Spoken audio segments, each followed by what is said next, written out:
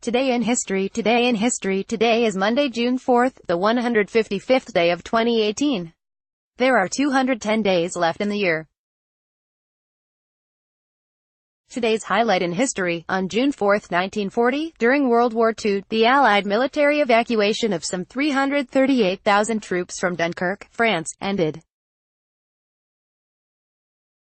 British Prime Minister Winston Churchill declared, "We shall fight on the beaches, we shall fight on the landing grounds, we shall fight in the fields and in the streets, we shall fight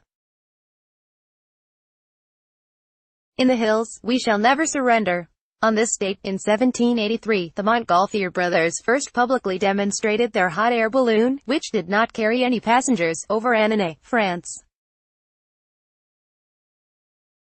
In 1784, opera singer Elizabeth Dibble became the first woman to make a non-tethered flight aboard a Montgolfier hot air balloon, over Lyon, France. In 1812, the Louisiana Territory was renamed the Missouri Territory, to avoid confusion with the recently admitted state of Louisiana. The U.S. House of Representatives approved, 79-49, a declaration of war against Britain. In 1919, Congress approved the 19th Amendment to the U.S. Constitution, guaranteeing citizens the right to vote regardless of their gender, and sent it to the states for ratification. In 1939, the German ocean liner MS St. Louis, carrying more than 900 Jewish refugees from Germany, was turned away from the Florida coast by U.S. officials. In 1942, the World War II Battle of Midway began, resulting in a decisive American victory against Japan and marking the turning point of the war in the Pacific. In 1943, the president of Argentina, Ramon Castillo, was overthrown in a military coup. In 1954, French Premier Joseph Laniel and Vietnamese Premier Bu Loc signed treaties in Paris according complete independence to Vietnam. In 1967, in the second air disaster to strike a British carrier in as many days, a British Midland Airways jetliner crashed in Stockport, England, killing 72 of the 84 people aboard.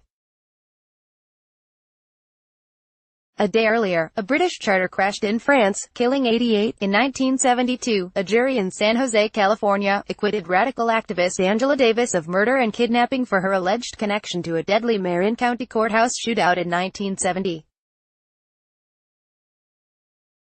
In 1986, Jonathan J. Pollard, a former U.S. Navy intelligence analyst, pleaded guilty in Washington to conspiring to deliver information related to the national defense to Israel. Pollard, sentenced to life in prison, was released on parole on November 20, 2015. In 1998, a federal judge sentenced Terry Nichols to life in prison for his role in the 1995 bombing of the Alfred P. Murrah Federal Building in Oklahoma City. 10 years ago, Barack Obama, having clinched the Democratic presidential nomination, picked Caroline Kennedy to help him choose a running mate. Travis Alexander, 30, was stabbed to death at his suburban Phoenix home by his girlfriend, Jodi Arias, who claimed self-defense but was convicted of first-degree murder. The Detroit Red Wings won the Stanley Cup for the fourth time in 11 seasons with a 3-2 victory over the Pittsburgh Penguins in Game 6 of the finals. 5 years ago, already heavily criticized for targeting conservative groups, the Internal Revenue Service suffered another blow as new details emerged in a report about senior officials enjoying luxury hotel rooms, free drinks, and food at a $4.1 million training conference. France said it confirmed that nerve gas was used multiple times in a localized way in Syria.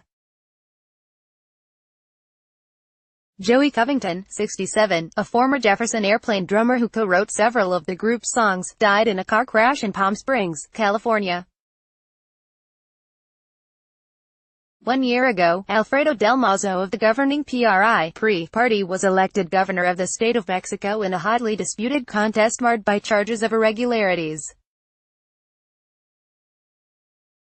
Elite rock climber Alex Honnold became the first to climb alone to the top of the massive granite wall known as El Capitan in Yosemite National Park without ropes or safety gear. Today's birthdays: sex therapist and media personality Dr. Ruth Westheimer is 90. Actor Bruce Dern is 82. Musician Roger Ball is 74. Actress-singer Michelle Phillips is 74. Jazz musician Anthony Braxton is 73. Rock musician Danny Brown, The Fix, is 67. Actor Parker Stevenson is 66. Actor Keith David is 62. Blues singer-musician Tinsley Ellis is 61. Actress Julie Golson is 60. Actor Eddie Velez is 60. Singer-musician El DeBarge is 57.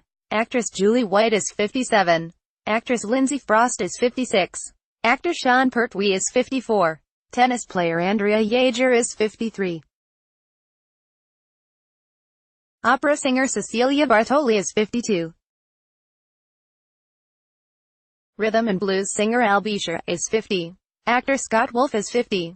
Actor-comedian Rob Hibble is 49. Comedian Horatio Sanz is 49. Actor James Callis is 47. Actor Noah Weil is 47. Rock musician Stephen Lessard, The Dave Matthews Band, is 44. Actor-comedian Russell Brand is 43. Actress Angelina Jolie is 43. Actor Theo Rossi is 43. Alt-country singer Casey Chambers is 42. Rock musician Jojo Garza, Los Lonely Boys, is 38.